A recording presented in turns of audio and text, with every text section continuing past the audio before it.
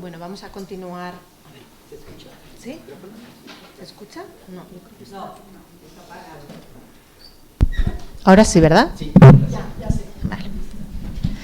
Bueno, vamos a continuar la segunda parte de la sesión. En principio yo había sido muy optimista y pensaba que podría contaros más proyectos en la primera parte y luego hacer algún pequeño ejercicio más práctico. Una idea un poco performativa que tenía, pero no va a dar tiempo porque me queda bastante que contaros, así que no pasa nada. Yo creo que, si os parece, continuamos con el resto de los proyectos que tenía preparados, porque además hay gente que se ha incorporado nueva, o sea que también está bien que sigamos con esta parte y ya tendremos tiempo de hacer en las últimas horas de seminario que tendremos, que estaréis hartos de escuchar mi voz y yo de escucharme a mí misma, pues ya podremos hacer algo más performativo. Bueno, para las que habrá gente que igual se incorpore online ahora, un saludo, y también hay gente que físicamente se acaba de incorporar a la sala. Entonces, os ponemos un poco en contexto por si no habéis estado en la primera parte. Hoy estamos hablando de el artefacto, que es esa obra de arte que el artista o la artista genera, cómo la podemos llevar a contextos donde no hay posibilidad real de trabajar con la obra de forma directa, ¿no? Hemos estado hablando de centros penitenciarios, explicando un proyecto que yo hice hace ya algún tiempo y otro proyecto en un centro de día relacionado también con hospitales o centros en este caso era un centro de rehabilitación de personas que han tenido problemas de tóxicos o de adicciones de distinto tipo. ¿Por qué he decidido? Os lo contaba un poco a la mañana, pero lo recuerdo rápidamente para las que os habéis incorporado de forma ahora en esta segunda parte. ¿Por qué he decidido unir proyectos de centro penitenciario con hospital? Porque creo que de alguna manera, aunque sean usuarios y usuarias aparentemente diferentes, en ambos casos estamos hablando de personas que están aisladas de la sociedad, ¿no? O porque la enfermedad les impide socializar y en muchos casos salir físicamente del propio hospital, y en otros casos pues porque, bueno, y en el otro caso pues por cuestiones evidentemente de seguridad, que no pueden salir de ese espacio donde han estado. Voy a seguir esta segunda parte con otro proyecto. Hemos acabado la primera parte con el proyecto del Centro Suria, que, como os comentaba, era un proyecto de un centro de día que trabaja con personas que están en procesos de rehabilitación de toxicología. Centro de día quiere decir que las personas van y vuelven a su casa a dormir. Y de hecho muchas vuelven a comer, solo van a hacer la terapia y a trabajar con sus psicólogos, su psiquiatra, y en este caso también a trabajar desde el arte.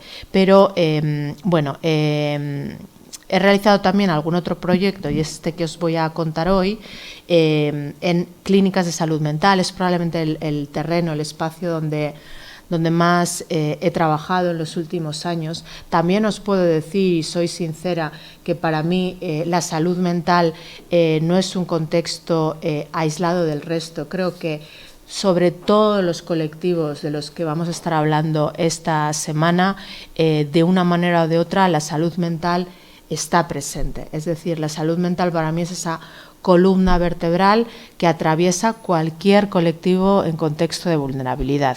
En el ámbito de la migración, los migrantes tienen problemas de salud mental. Si trabajas con mujeres que han sido víctimas de trata, van a tener problemas de salud mental.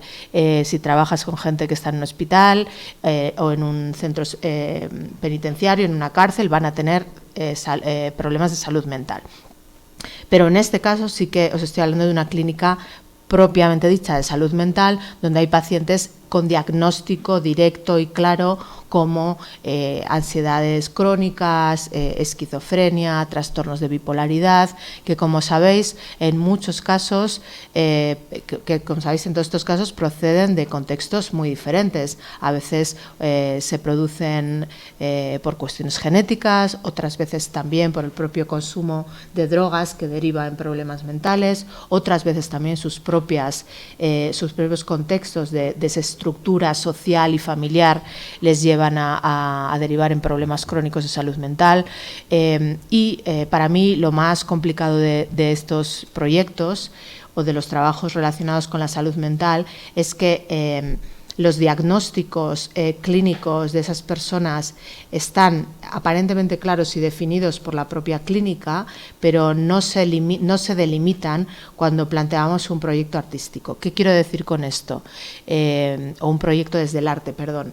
¿Qué quiero decir con esto? Que en un mismo proyecto lo habitual suele ser que en un grupo haya, me estoy inventando el número, pero haya 2 personas diagnosticadas con esquizofrenia, una persona con bipolaridad, 4 personas con depresión a niveles diferentes, e incluso que dentro del mismo grupo haya personas que estén en un proceso casi final de tratamiento y otros que acaban de empezar. Entonces, este territorio es tremendamente complicado, ¿no?, de trabajar.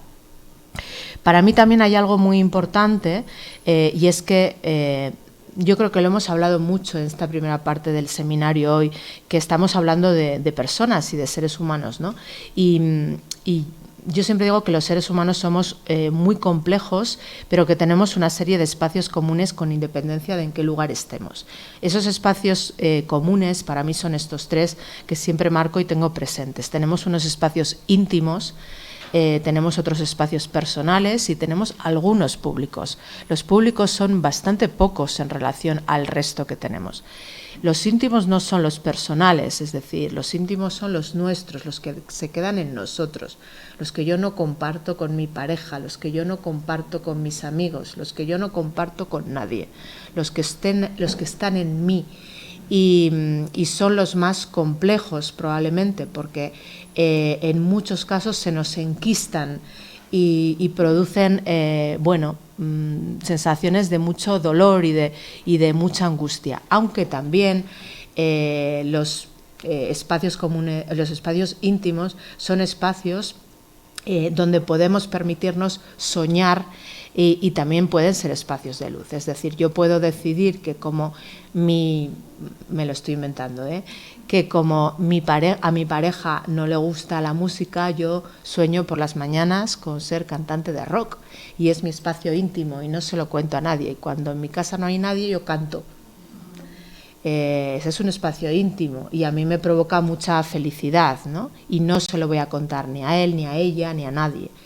Pero también hay espacios íntimos en los que hay cosas de nuestro contexto personal que no nos gustan. Por ejemplo, el mismo ejemplo, ¿no? Tu pasión es la música y tu pareja detesta eso y no te permite hacer música, y tú mantienes un trabajo que no te gusta, pero sigues soñando con dedicarte a la música y eso te genera una angustia y un dolor. El espacio íntimo es muy complejo. Ese espacio íntimo surge de lo imaginario, como os explicaba. Y en el espacio imaginario es donde surge la locura. Gran parte de los problemas de salud mental surgen de la incapacidad de situar en un contexto real lo que está ocurriendo en tu cabeza, ¿no? Y como os pongo aquí detrás de estas diversas nomenclaturas para definir la locura o los problemas de salud mental, para definir lo que en un ámbito sanitario hablarían de los diagnósticos de enfermedad mental, encontramos que el individuo es genuino y es único. Para mí, cuando me enfrento a escenarios de salud mental, siempre pienso, yo puedo ser una de ellas. Yo puedo ser uno de ellos. O sea, creo que es uno de los contextos, así como soy consciente, y os lo decía a la mañana, que yo puedo un día de repente coger el coche, generar un accidente de tráfico y acabar en la cárcel. Entiendo que puede pasar. Cuando hago un proyecto en la cárcel como el que os he contado esta mañana, siento empatía por esas personas, pero no me resulta tampoco fácil visualizarme en un centro penitenciario. En cambio, en un hospital de salud mental me resulta fácil visualizarme. Creo que es un escenario donde todos podemos estar, o todas podemos de alguna manera estar en algún momento de nuestra vida.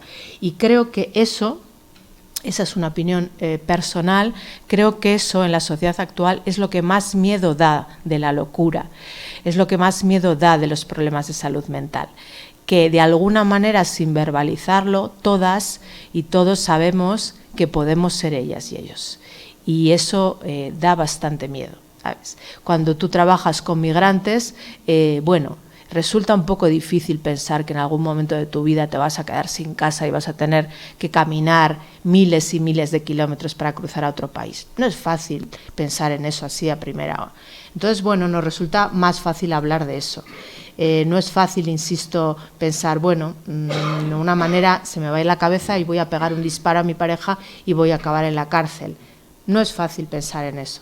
Pero pensar que podemos tener una depresión crónica o que de repente no nos podemos levantar de la cama, creo que todos lo hemos podido pensar en algún momento y por eso nos cuesta tanto asumir que la salud mental es de todas y de todos. Entonces, me importa mucho comentar esto. Este proyecto que os cuento es un proyecto que yo realicé os lo traigo y ahora os lo explicaré por qué, porque ocurrieron cosas interesantes en el proceso por causas ajenas a las personas que estábamos en el proyecto. Mentalia es un centro privado de salud mental que recoge donde viven internamente los pacientes y las pacientes de salud mental y lo que propusimos es trabajar desde la colección permanente del museo. En este caso, lo estábamos hablando a la mañana para las que no habéis estado, a veces es posible que estos usuarios de estos programas puedan ir a visitar el museo, podamos salir con ellas y con ellos a visitar algo y en otros casos no. En este caso sí, es un centro que podían ir al museo, que fueron y visitamos el museo. Decidimos que no íbamos a trabajar sobre una obra concreta, sino que todo Oteiza, es decir, toda la colección nos podía servir de alguna manera para trabajar con ellos, porque nunca habían estado en un museo de arte, nunca habían trabajado escultura, ninguno pintaba, ninguno había tenido ningún contacto con la práctica artística y nos parecía que podía ser interesante afrontar la colección de una manera más global respecto a lo que os he presentado antes.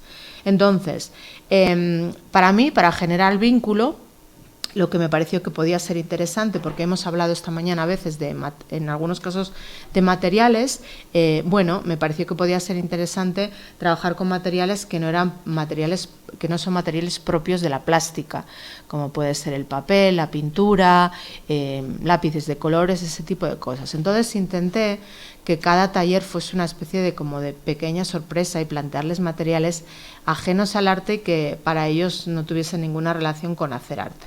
Y uno de los materiales con los que trabajamos, que yo uso mucho, que es muy útil y muy interesante, son los jabones de resina. Estos jabones, semi-transparentes, que podemos comprar en muchos sitios, que además hay de muchos colores y que tienen una textura bastante blanda con la que puedes ir quitando, modelando, y no es la arcilla habitual, sino que de aquí hay que quitar. A mí esto me permitía trabajar sobre esta idea de Oteiza, de quitar material, del vacío, y trabajamos con ellos en esta idea y les gustó mucho, ¿no? Porque al final era como de repente descubrir que de cualquier cosa se podía hacer arte.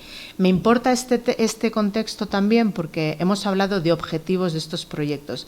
Para mí siempre hay un objetivo muy poco definido pero importante en ellos, y es que de alguna manera en algunas y en algunos de los participantes de los talleres, porque soy consciente de que no va a ocurrir siempre, lo que hagamos les genere inquietud para seguir haciendo. Entonces, si yo en este caso, por ejemplo, llevo un material como es jabón que existe en la propia clínica, en el propio hospital, que está, con el que conviven, puedo hacer que de repente alguno de ellos quiera hacer más, quiera seguir haciendo más allá del taller. Si yo les llevo un material que es propio de una tienda de bellas artes, en el momento que yo acabe el taller, ellos no van a hacer más. Entonces, yo siempre intento, no es una cuestión solo de economizar, que también, porque siempre, como hemos comentado, los recursos económicos son pocos en todas estas cosas. No es solo una cuestión de economizar, y desde luego os soy honesta, no es una cuestión de ecología, es una cuestión de hacer que de la misma manera que llevamos varios días hablando, bueno, solo son 2, pero es que como estoy hablando yo todo el rato me parecen más días.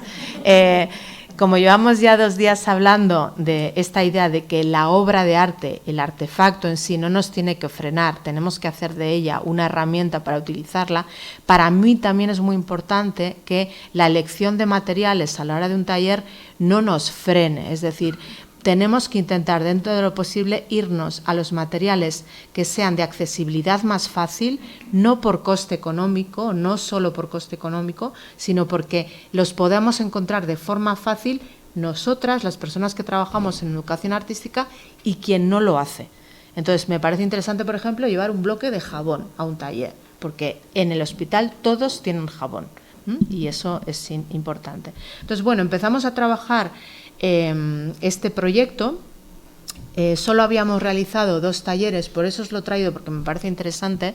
Solo habíamos realizado 2 talleres cuando de repente todos y todas recibimos un WhatsApp, una llamada, lo que sea, diciéndonos que al día siguiente nos teníamos que meter en casa. Es decir, ocurrió justo antes del confinamiento.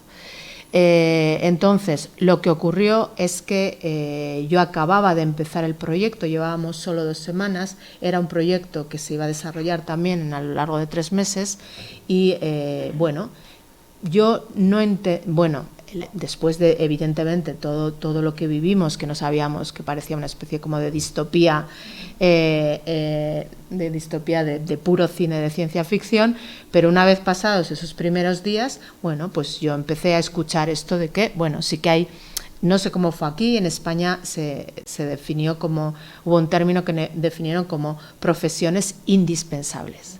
Aquí fue igual, bueno, pues entonces, bueno, yo ya empecé a oír, bueno, pues que sí que van a poder continuar trabajando las profesiones indispensables.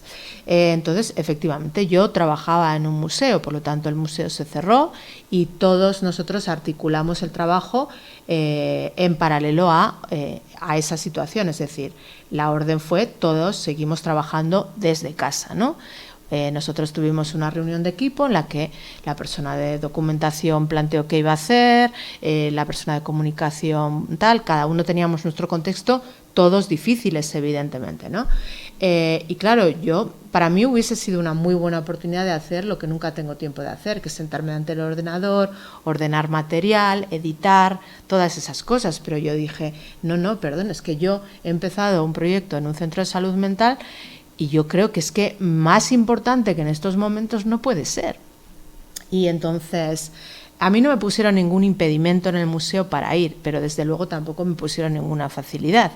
La historia es que yo hablé, bueno, el propio centro de salud mental me llamó y me dijo, bueno, Itziber, pues nada, suspendemos el proyecto hasta que veamos cómo va todo esto, porque el centro está completamente cerrado a cualquier persona externa, ni siquiera tienen posibilidades de visitas familiares. Y entonces yo dije, si no tienen posibilidades de visitas familiares, esto es esencial. Es más esencial que nunca. No tienen nada que hacer a lo largo de todo el día. Es absolutamente esencial. Y entonces me dijeron, ya, pero es que no lo van a permitir, porque eres una persona ajena y bueno, claro, todavía no, lo de la vacuna no era ni pensable ni nada similar, era la primerísima parte de la pandemia. Entonces, bueno, yo intenté negociar, mi jefe me dijo, a lo que quieras, yo no quiero saber nada, y yo intenté negociar con el hospital y finalmente me dijeron, bueno, vale, te vamos a dar permiso para venir y seguir con los talleres, pero tienes que seguir bueno, toda la parafernalia o toda la línea que seguimos cualquiera de los médicos y médicas y enfermeras que están aquí. Y bueno, empezó un proceso que fue tremendo. Entonces yo tenía que pasar la prueba, una prueba al entrar, tenía que pasar o sea, me pinchaban al entrar, me pinchaban al salir, me tomaban la temperatura, todo lo que había que hacer. Y lo que fue para mí una experiencia muy enriquecedora, porque todo lo que aparece desde la oscuridad siempre se puede transformar en enriquecedor. Lo que fue tremendo para mí es que yo me encontré con un EPI de doctora o de enfermera, ¿no? O O sea, yo estaba completamente cubierta de arriba abajo.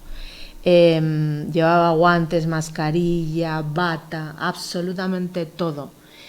Ellos solo llevaban mascarilla, porque además es que es verdad que son personas con problemas de salud mental, entonces es verdad que y ni siquiera la mascarilla muchos se la podían llegar a poner, pero es que yo estaba así, o sea, yo había desaparecido en mí misma y tenía que generar vínculos con ellos, todavía no había empezado a generar vínculos, entonces fue un proceso enormemente difícil, pero os lo traigo no como ejemplo de heroicidad, porque yo tenía todo el derecho del mundo a haberme quedado en mi casa y hubiese sido igual de válido, hubiese tenido todo el derecho y nadie hubiese dicho lo contrario, o sea, nadie me hubiese acusado de no ir a hacer el proyecto.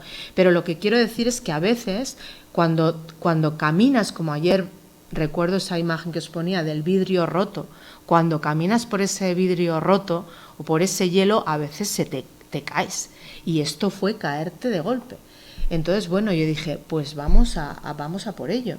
Y bueno, pues yo empecé un proceso que fue que era la única vez que yo salía de casa, era para ir aquí, en esa semana. Me cuidaba mucho de todo y yo iba aquí y hacía todo ese proceso completamente cubierta y fui ganando al menos poco a poco y bueno, pues fuimos avanzando en el proyecto. El proyecto lo conseguimos realizar. Cada semana iba introduciendo también, intentando conseguir materiales que claro, también la cosa se puso complicada porque tampoco podía irme de compras. Entonces, bueno, pues tampoco podía acceder a materiales muy sencillos, muy especiales. Entonces fui mezclando materiales que tenía en casa, como arcillas o cosas similares, con otra parte hablando de la fragilidad, porque el proyecto consistió en utilizar la colección para hablar de la sensación de sentirnos vacíos, de la fragilidad, del dolor, de todos esos contextos desde los materiales. Por eso llevaba materiales duros, materiales semiblandos, materiales blandos, pero bueno, me fui un poco casi inventando el proyecto sobre el terreno y fue tremendamente difícil, tremendamente difícil. Entonces, bueno, para mí esto también tiene mucho que ver con eso que ayer decíamos de el bucle, ¿no?, de la vida, de esta frase que os puse de cuando ¿no?, la tristeza está fuera y la alegría está dentro, y de repente hay un momento en que la alegría se te va y te entra la tristeza y todo está en permanente cambio, ¿no? Como educadora también y pedagoga, hay un artista que para mí es esencial, que es Bruno Munari, que escribió esta cosa tan maravillosa que decía: el lugar donde vivimos, ese pequeño punto negro del que parten las naves espaciales, gira en torno al sol, que vemos aparecer por la mañana y ponerse por la tarde. Cuando no lo vemos, el sol está iluminado, la otra mitad de este punto negro perdido en el espacio. El sol se eleva en el horizonte y cuando el cielo está despejado, lo vemos moviéndose en el cielo a lo largo de una curva más grande que un arco iris. Me gusta mucho esta imagen que marca Munari de cuando el sol está aquí, cuando el sol se esconde y aparece la oscuridad, parece que el sol ha desaparecido, pero no, es que está en otro lugar, ¿no? Para mí está siendo muy bonita esta semana de estar aquí, pero es una de las cosas que comentaba con algunas compañeras, ¿no? Llego a la noche a la cena y digo, tengo ganas de hablar con alguien, pero claro, en España están todos durmiendo, digo, ¿con quién hablo, no? Como no empiece a chatear con algún amigo que esté en no sé qué otro país, entonces, claro, de repente te das cuenta, ¿no? Yo estoy desayunando y en mi casa están merendando, ¿no? Claro, y es muy importante, ¿no? Porque va más allá de la condición física del lugar. Es que en la propia vida, cuando tú estás viendo el sol, hay otra persona que está en el otro hemisferio de su vida, pero puede llegar al sol. Es decir, es esta movilidad, ¿no? Y para mí, bueno, pues este proyecto me hizo un poco pensar en eso, ¿no? Como yo lo empecé con mucha ilusión, pero luego de repente fue una oscuridad. A mí me costó mucho, ¿no? Porque encima me costó muchas broncas por parte de la gente que también me quiere, ¿no? Como diciendo, Aitziber, no estás vacunada, no eres esencial. Además, creo que nunca en mi vida he oído tantas veces que alguien me diga o que la gente me diga, Aitziber, no eres esencial. O sea, yo no era esencial, pero yo decía que yo sí soy esencial, soy esencial porque yo siento que cuando llego allí están ocurriendo cosas, excepto las personas de la clínica, o sea, los propios participantes, el resto de todo mi entorno, todo, me repetían todos los días que no era una profesión esencial. El gobierno ha dicho solo las profesiones esenciales. Yo decía, pero yo no trabajo para el gobierno, yo trabajo para las personas. Entonces yo voy a ir. Y así surgió el proyecto. Y de todo eso hicimos un recopilatorio muy pequeño en el que cuando acabamos el proyecto, yo a la terapeuta con la que estaba le lancé unas preguntas para que preguntase y viese un poco cómo había impactado en ellos estos meses, porque es verdad que todo en el grupo realmente era un grupo que hablaba poco, muchos tenían mucha dificultad de habla y además las mascarillas y además yo cubierta, entonces es uno de los procesos en los que menos he conseguido que hablen. Entonces se me ocurrió que podía lanzarles preguntas a través de su terapeuta y que ellos escribiesen lo que habían sentido y recoger todo eso. Hicimos este pequeño vídeo que os voy a mostrar ahora.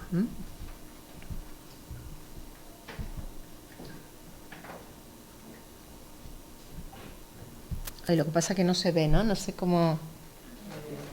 ¿Qué tengo que hacer? Ay, perdona. Lo habíamos probado a la mañana, pero no sé...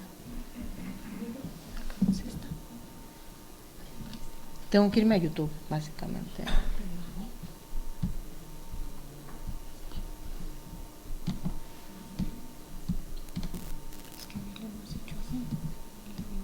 Hay que salir de la pantalla.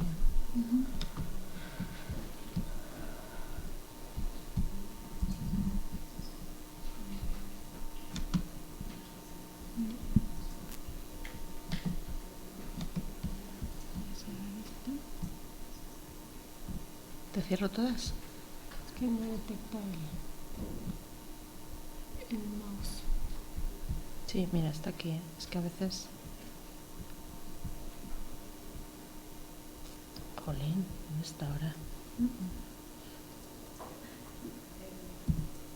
Ya se salió. Ahora sí. Sí, pero ahora cómo me voy a... YouTube, ahora sí aquí. No, es este. Ah, sí, sí, lo veo. Vale, perfecto. Gracias.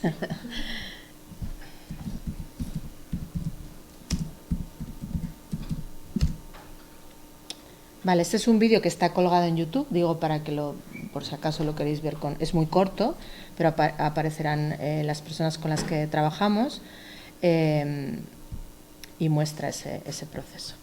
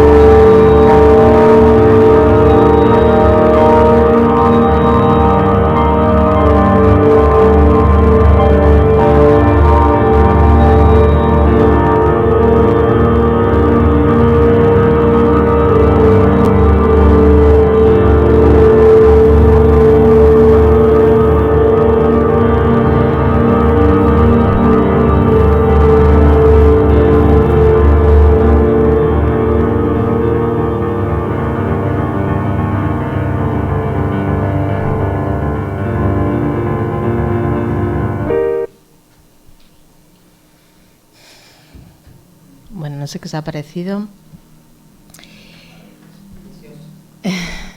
Bueno, me parece que ahora abrimos un poco las preguntas para hablar un poco de este pequeño proyecto, pero bueno, yo creo que aquí hay un par de cosas que son interesantes. Por una parte, preguntar a los participantes y a las participantes de los proyectos, de los talleres. ¿Sabéis lo que pasa? Que muchas veces no sentimos que, como son personas que no han tenido ningún tipo de relación nunca con la creatividad, con el mundo del arte, tampoco tienen palabras sobre ello, ¿no? Pero no es verdad, es enormemente importante preguntarles. Y aquí hay algo muy importante, y es que en estas preguntas que saltan en este vídeo, yo les he dado tiempo para contestar, es decir, no, la idea no fue yo acabo el taller o al acabar el taller te pregunto ¿qué te ha parecido el taller? No, sino que su terapeuta les pasó la pregunta ¿qué te ha parecido el taller? Y esa persona ha tenido toda la semana para pensar en esa respuesta. Hay un proceso, insisto, ayer lo repetía mucho porque para mí es muy importante, en el arte, en la creatividad y en la vida, ralentizar las cosas, hacer que todo sea un poco más lento.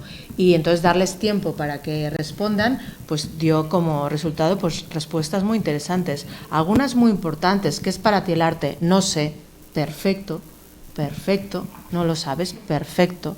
Y otras muy trabajadas, había frases realmente complejas, ¿no? Y eso es algo que también me interesa mucho.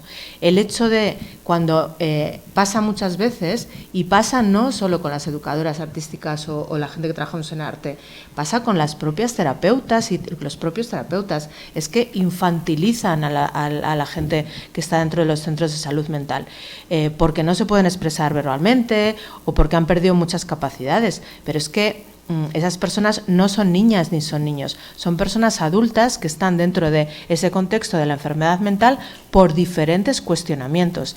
Dentro del vídeo había un hombre mayor, no sé si lo habéis visto, que es el que enseña así como, trabajamos también con cajas de CDs, un material raro también, por eso os decía que son materiales un poco atípicos. Pues ese hombre, gracias al taller descubrimos que él, de profesión, evidentemente ya estaba jubilado, de profesión había sido delineante, o sea, que dibujaba maravillosamente bien. Llevaba casi un año en la clínica y nadie de la clínica sabía que ese hombre había sido delineante y que dibujaba. Y gracias al taller, un día vino con una carpeta y nos empezó a enseñar dibujos de delineante, evidentemente, con compás, con rotring, con todo, que había hecho. O sea, de repente el taller le recordó que él tenía la dignidad de ser artista y que lo tenía que contar. Y eso es enormemente bonito, porque lo que ocurre con este tipo de cuestiones de gente que está dentro de contextos de salud mental es que están silenciados completamente dentro de su propio contexto. Bueno, podemos abrir, si queréis, un turno de preguntas. Venga, hola, ¿y de cuánto era la duración de estas sesiones pues en el hospital? Estábamos más o menos hora y media de taller, sí, más o menos, 90 minutos, una vez a la semana. Bueno, es que yo quiero saber como la parte de cómo lo estructurabas como estas sesiones, o sea, les explicabas, o sea, cómo tú sabías qué les ibas a dar en cada sesión.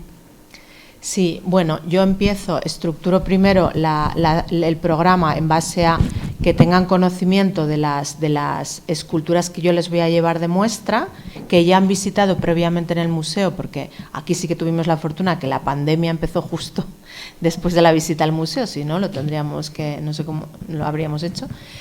Habían visitado el museo y habían visto esas esculturas. Entonces, yo creo que habéis visto en la imagen sobre las mesas, hay imágenes de las esculturas plastificadas. Entonces, yo en cada sesión vinculaba una figura, una escultura a un material y llevaba imágenes plastificadas que repartía por la mesa y ese material. Entonces, yo les marcaba un ejercicio de trabajo, pues en este que hemos visto aquí, por ejemplo,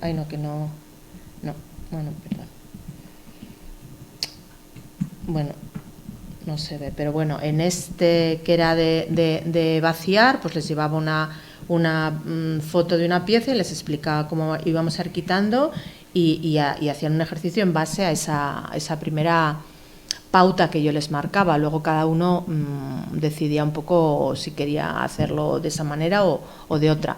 Pero la estructura, como era trabajar sobre una colección, era obra, material, y cada sesión cambiábamos de obra y cambiábamos de material, lo que dio pues múltiples experiencias. Fue un poco así el proceso.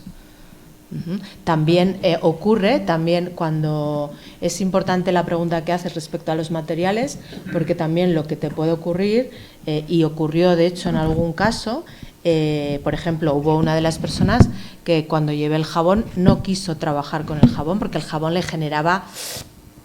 daba, como se suele decir, mal rollo, no sé cómo se dice aquí. Siempre en este tipo de casos tienes, además, lo que os decía, que no tienes que imponer a nadie que lo haga, pero eso te lo da también un poco la experiencia de campo, tienes que tener como una especie de plan B, si alguien se te revela y te dice que no quiere trabajar con eso, pues decir, bueno, pues vamos a intentar hacer dibujo, tienes que tener un poco siempre como un pequeño plan B, pero evidentemente cuando les enfrentas a materiales a los que no están acostumbrados, pues hay gente que te puede decir que no, eso sí que... Oye, ¿y la duración? O sea, me refiero a el tiempo que atendías y a cuántos atendías a la semana, o cuántas veces ibas a este centro o te permitían ir. En este caso iba una vez a la semana, no me permitieron ir más, sí. Claro, bastante conseguí, sí, fue un súper logro, y estábamos hacía 2 turnos realmente sería un doble taller, hubiese sido como ir 2 días a la semana, pero como cuando entraba me tenía que hacer todas las pruebas de COVID y todo eso, pues al final lo que hice es, en el proyecto original hubiese sido ir 2 veces a la semana, pero lo que hice es agrupar todo en un día para que me lo permitiesen. Y trabajamos pues con unos 20 pacientes más o menos. Okay. ¿Y la parte financiera, cómo, o sea, tú solventabas esos gastos o ya tenías como o también es fundación este museo, o qué pasó durante pandemia, ¿no? Porque muchos negocios aquí, por lo menos en México, sí pues cerraron y no había como ingreso, ¿no? O que empezaron a despedir a otros empleados y demás, ¿no? Claro, en este caso es un proyecto que yo ya había empezado en el museo, entonces ya tenía una financiación asignada, que era muy pequeña, pero mi trabajo lo cubre el museo.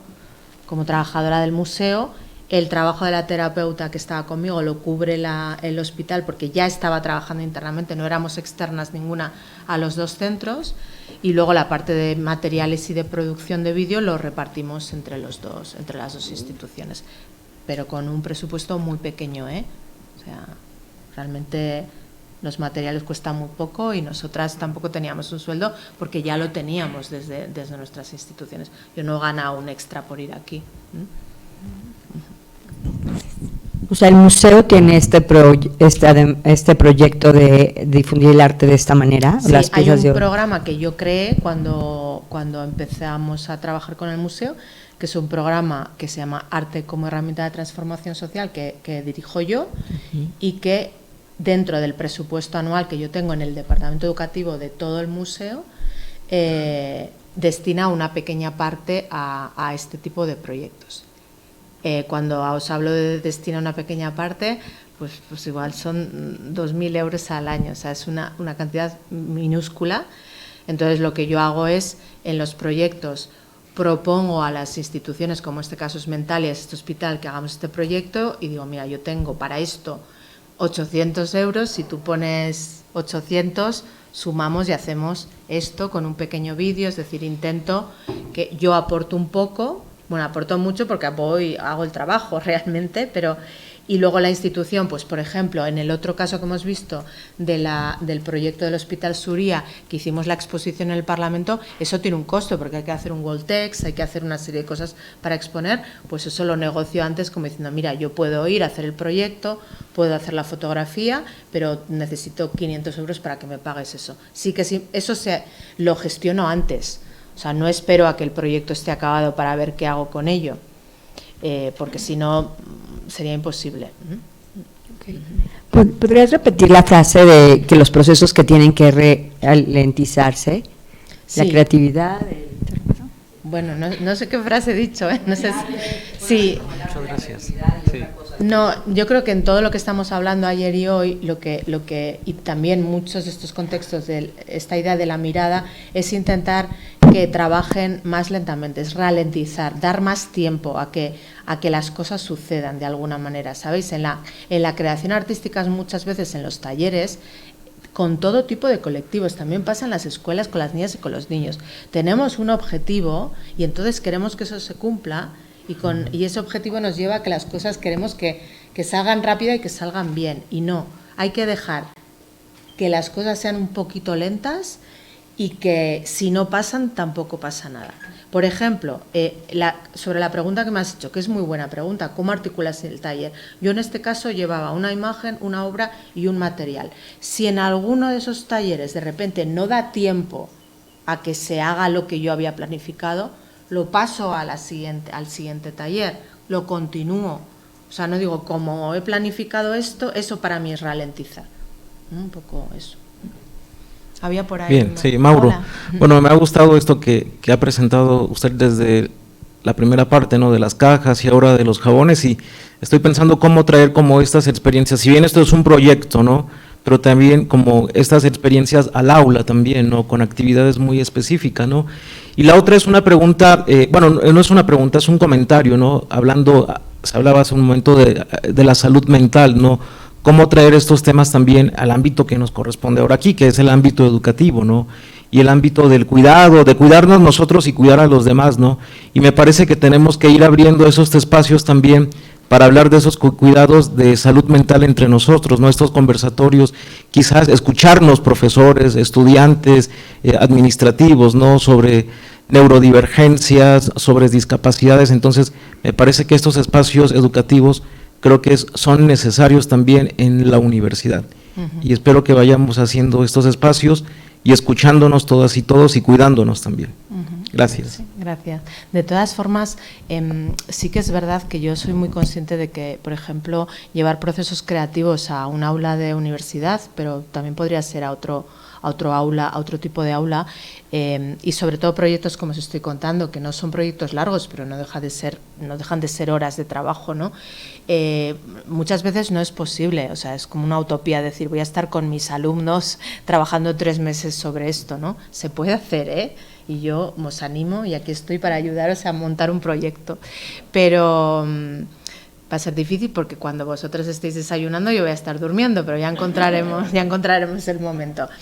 Pero lo que sí se puede hacer es compartir estas cosas y hablar de ellos, es decir, yo hoy las estoy compartiendo con vosotros, pero también estas cosas se pueden mostrar. Igual no vas a poder hacer un proyecto plástico, pero sí enseñarles que la gente con problemas de salud mental realiza arte y que esto tiene sentido, ¿no? Es decir, que esto te permita luego generar un diálogo o un debate, es decir, utilizar los proyectos creativos yo creo que desde siempre, tanto en estudiantes que están propiamente estudiando arte como los que no, hemos llevado la obra de muchos artistas al aula y hemos explicado la obra de muchos artistas con imágenes de las obras de muchos artistas. Pues de nuevo, ¿por qué no superamos también eso? Y en lugar de dar una clase sobre la importancia de Jackson Pollock en tal periodo, pues de repente decimos, oye, hoy os voy a traer un proyecto que se hizo en un hospital y eso que genere un debate. No son personas conocidas, no tienen el empaque de un artista, pero es vida, ¿no? Y que eso sirva para generar un debate, aunque estén así como estáis hoy vosotros, aunque no cojan una pintura, no todo tiene que ser traducible a la plástica. Es decir, de la misma manera que yo estoy siendo muy pesada estos días con coger la obra de arte y transformarla en una herramienta, pues ahora ya os lanzo la pelota, es decir, coger estos trabajos y hacerlos vuestra herramienta. O sea, esto puede continuar hacia ahí. ¿Preguntas? ¿No? Bueno, vamos a por el último si queréis, ¿os parece? A ver. Ay, no sé qué he hecho aquí.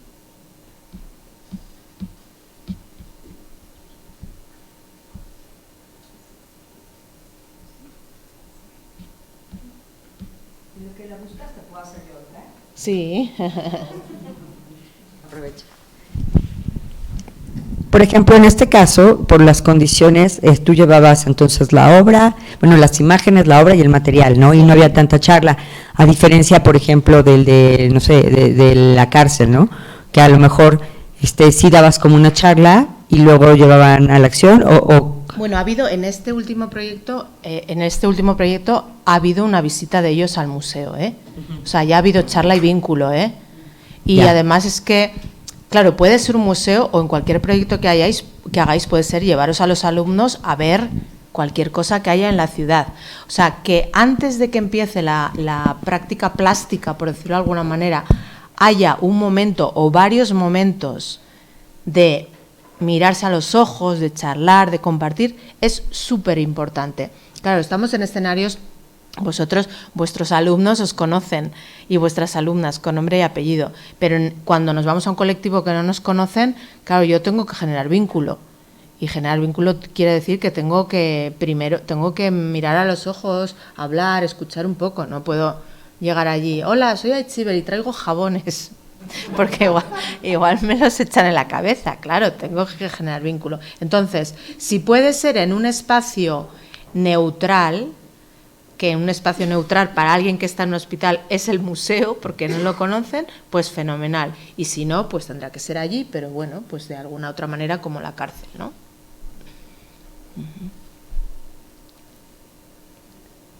Vale.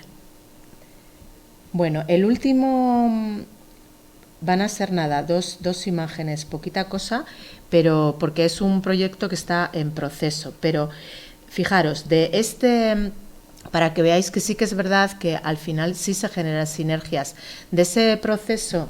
Ay, claro, es que esto, ¿qué se ve ahí? Ah, vale, sí se ve. Vale, de ese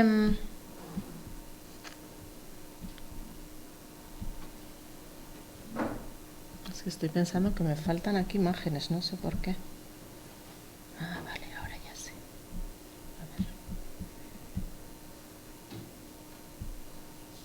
Vale. Mirad, este es el último proyecto del que os quiero hablar hoy, que está un poquito todavía ahí, porque no lo he terminado, ¿vale? Entonces, desde ese... Ay, sí, perdón.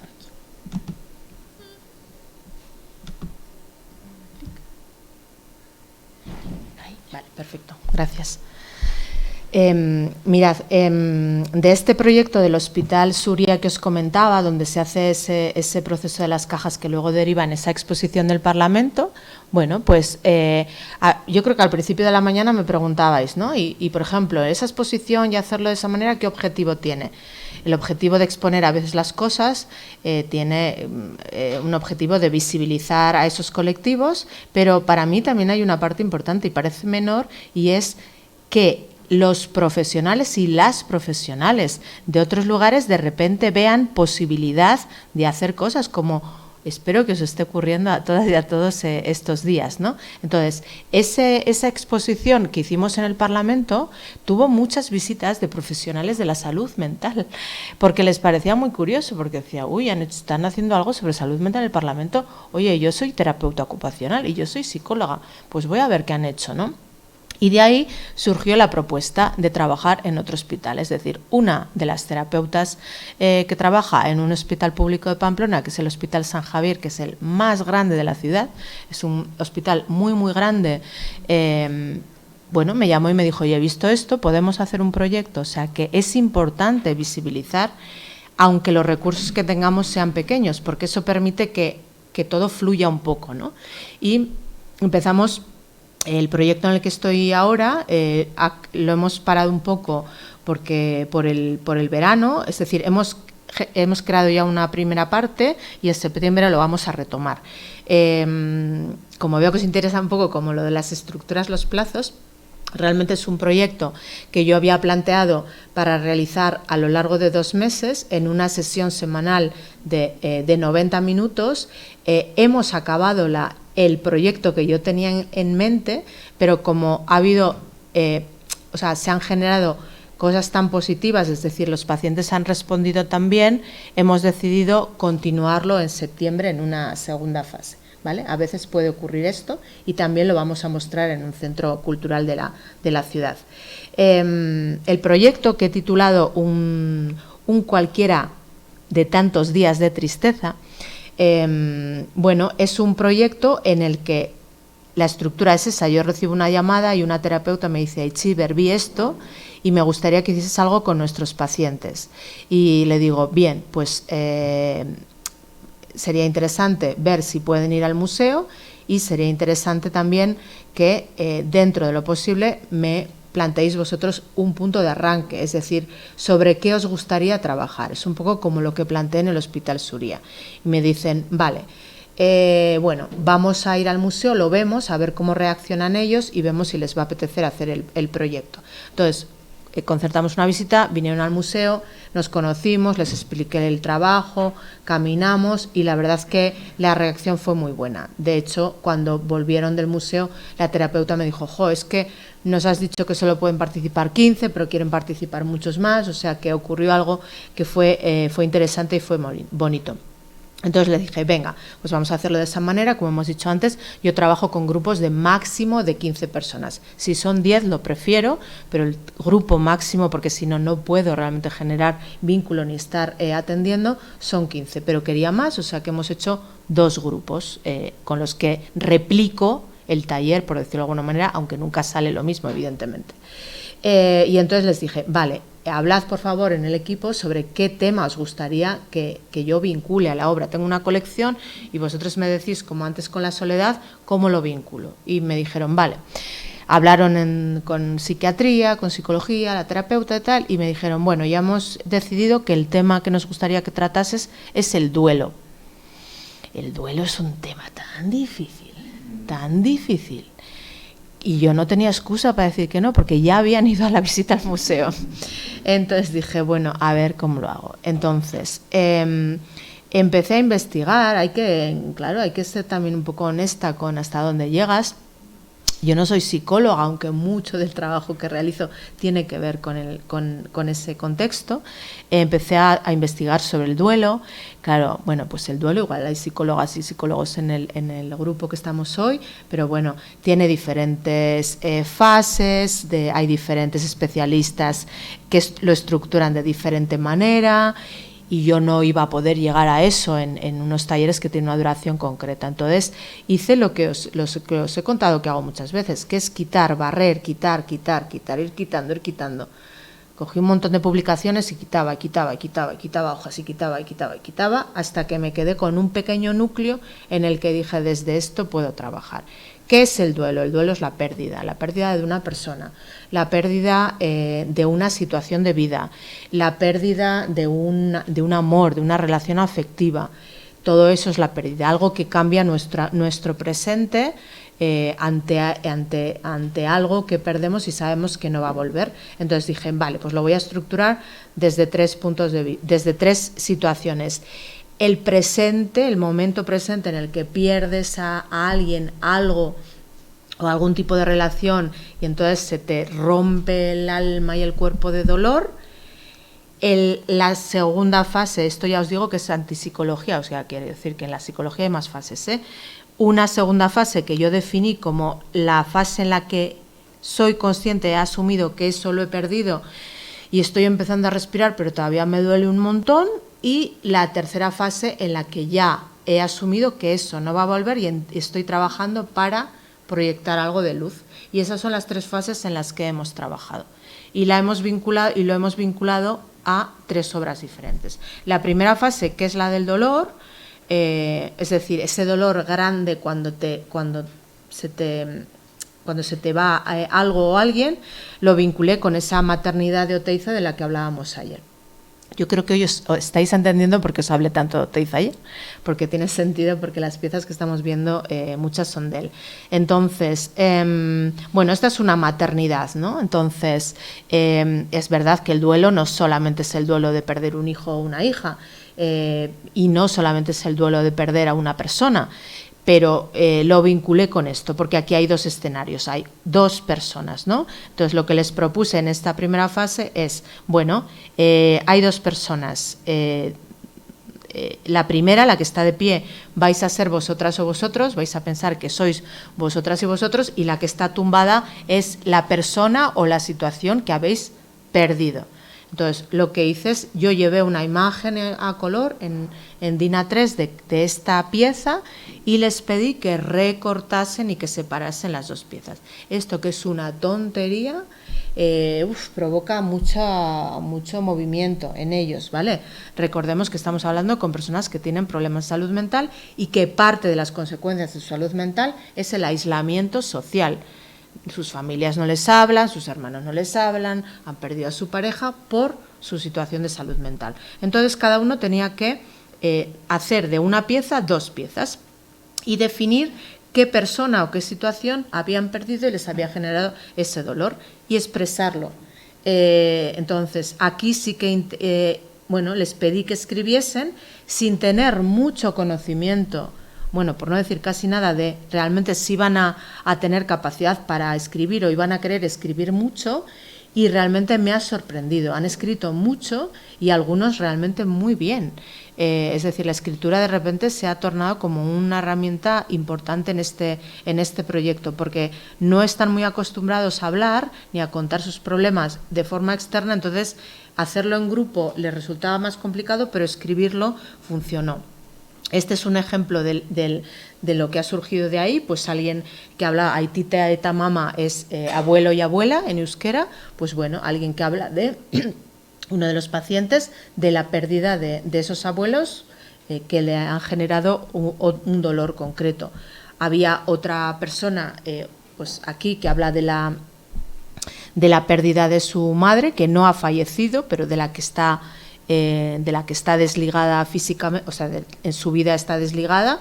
Entonces, bueno, pues hizo esta propuesta en la que, bueno, yo doy mucho amor, mucho cariño, llevo toda la vida dándole mucho cariño, son estos corazones, pero ella, veis estas cruces, bueno, ella siempre está cerrada a asumir o a aceptar ese dolor.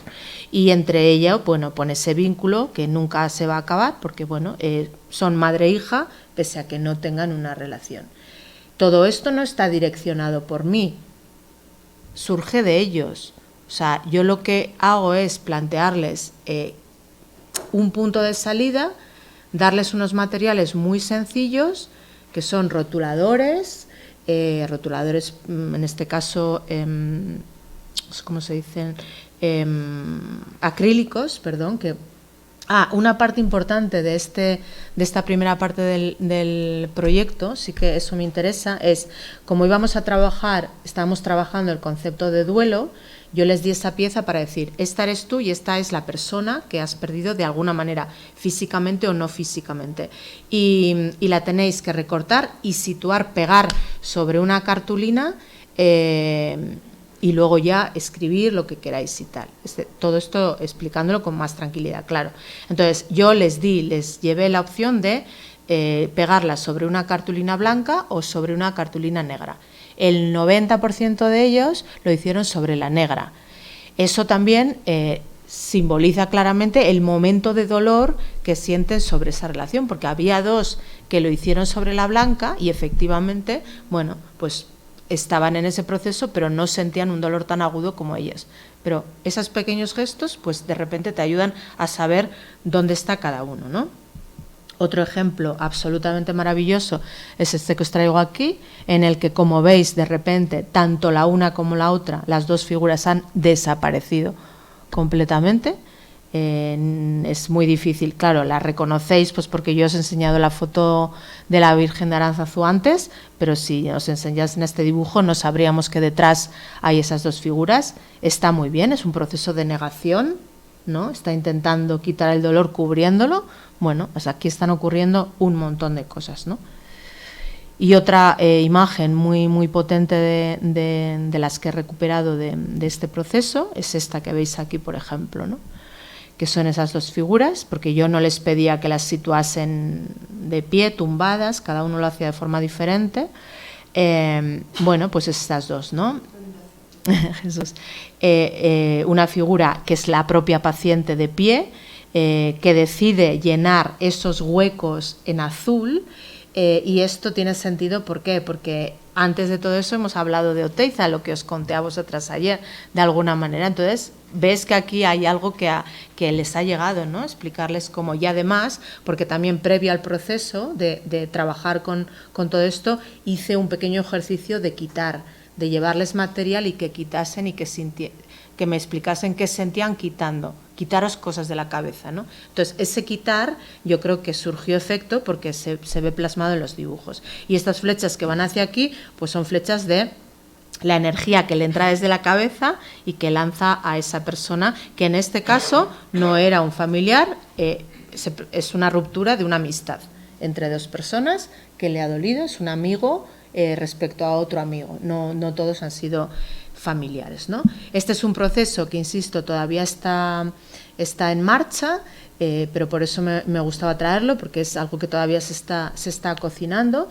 En este proceso también ha habido, como ha ocurrido en algunos de los que os he contado hoy, también ha habido una persona que se ha revelado como muy negativa a todo esto y que en el tercer taller se levantó y me dijo: nunca nadie me había hecho sentir tanto dolor como el que tú me estás haciendo sentir, me lo estás haciendo pasar muy mal, no pensaba que lo iba a pasar tan mal haciendo esto.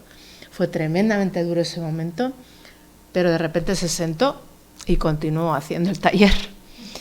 Entonces, bueno, de alguna manera, ¿sabéis cómo cuando te enfadas con un amigo, con una pareja, con un familiar que te está diciendo algo que te fastidia mucho que te digan, ¿no? Pero que en el fondo saben que tienes razón? Entonces te enfadas con esa persona profundamente, pero es un enfado de desahogo, ¿no? Se sentó, continuó trabajando y sí, continúa en el proyecto. En ningún momento ha dicho que no quiere seguir en el proyecto y está, y lo continúa haciendo, ¿no? Esas cosas, como bien comentaba el compañero, te afectan. Claro que te afectan, ¿eh? Yo salí del taller, ahí me fui a tomar una cervecita porque no podía más. Claro, afectan, pero cuando ves que la persona se queda y funciona, si no se hubiese quedado, también es válido, ¿eh? O sea, aquí tampoco es una cuestión de forzar las cosas. Si de repente esa persona, después de levantarse y decirme todo esto, se levanta y se va y no quiere seguir en el proceso, es perfecto. Eso hay que dejar. De la misma manera que en la vida hay que dejar que las personas se vayan de nuestras vidas, en los talleres también es válido que las personas se vayan de los procesos creativos. Así que para mí, mira, para acabar hoy, que creo que ha sido un día muy intenso, y ahora me podéis hacer preguntas sobre esta última fase si queréis, o lo que consideréis, os traigo esta frase de Semir Seki, que es importante para mí, que es esta idea de que la experiencia artística, tanto en su creación como en su apreciación, obedece a las leyes del cerebro. Es decir, yo creo que muchas veces cuando planteamos procesos artísticos, como prioriza lo estético, el producto que vamos a crear, a generar, siempre pensamos que es la pericia, lo buenas que seamos haciendo, dibujando, lo que va a hacer que el proyecto sea bueno, ¿no? Y de hecho hay alguna persona de aquí que me ha planteado: a mí me gustaría hacer algún proyecto en el aula, pero yo tampoco dibujo bien, ni pinto bien, ni... no pasa nada, estamos trabajando desde una creación que surge desde el cerebro y desde lo emocional. Por lo tanto, cualquier persona puede participar en cualquiera de estos proyectos, e incluso nosotras como docentes, si no tenemos una pericia excepcional dibujando, haciendo cualquier práctica artística, nos tenemos que atrever a llevarlo. Ya os digo, yo os he traído aquí experiencias más vinculadas a la plástica. Yo también hago performance, es decir, también trabajo con el cuerpo y con el teatro, pero, por ejemplo, en mis performances yo trabajo principalmente con proyección de voz. No canto, y además no toco ningún instrumento musical, pero muchas veces utilizo música en alguno de los talleres. Me permitirme hacer algo que no domino, pero que, ¿por qué no? Mi cerebro me está diciendo que eso es útil y lo llevo aquí. Bueno, mil gracias. Igual hay alguna pregunta para acabar. Sí, a mí me gustaría preguntarte sobre el proceso de hacer vínculo, porque todos los proyectos son muy diferentes. Entonces, ¿cómo tienes la sensibilidad para saber cómo establecer el vínculo según el proyecto? No sé cómo yo creo que es una cuestión de varios componentes, es decir, El primero, evidentemente, es no prejuzgar, es decir, ir a trabajar con un colectivo en el que yo me sitúo dentro de que soy consciente de mis diferencias, intento situarme lo más cerca de ellas y de ellos posible, es decir, ser una de ellas sabiendo que en muchas ocasiones soy privilegiada. Ser generosa, tener empatía y yo creo que para mí yo creo que es muy, muy importante eso, el hecho de no prejuzgar y de intentar ser cercana y hay algo que sí, que yo creo que también es muy importante y es no ir al taller a enseñar. Creo que es muy importante, pese a que como en este mundo nos tenemos que poner etiquetas porque si no parece que no existimos, pues entonces yo llego y a mí, pues su terapeuta o con quien sea, me va a presentar como una educadora artística, pero realmente yo no voy a dar una clase ni a enseñar.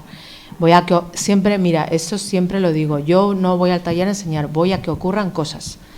Para mí eso es importante, porque la enseñanza en los talleres de este tipo es bidireccional.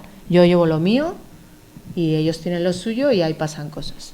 A mí mientras pasen cosas, se está haciendo bien todo. Muchas gracias. De nada. No sé si hay algo online o en línea que alguien pregunte, ¿no? Bueno, que muchas gracias, ha sido una sesión intensa e interesante.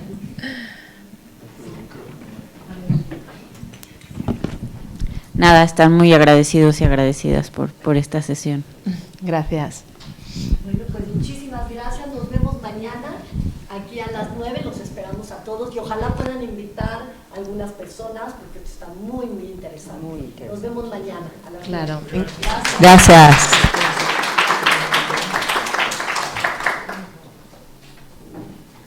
Incluso algunos alumnos, alumnas, si hay huecos, si tenéis, si os apetece, no sé. Al final hay huecos aquí, o sea que...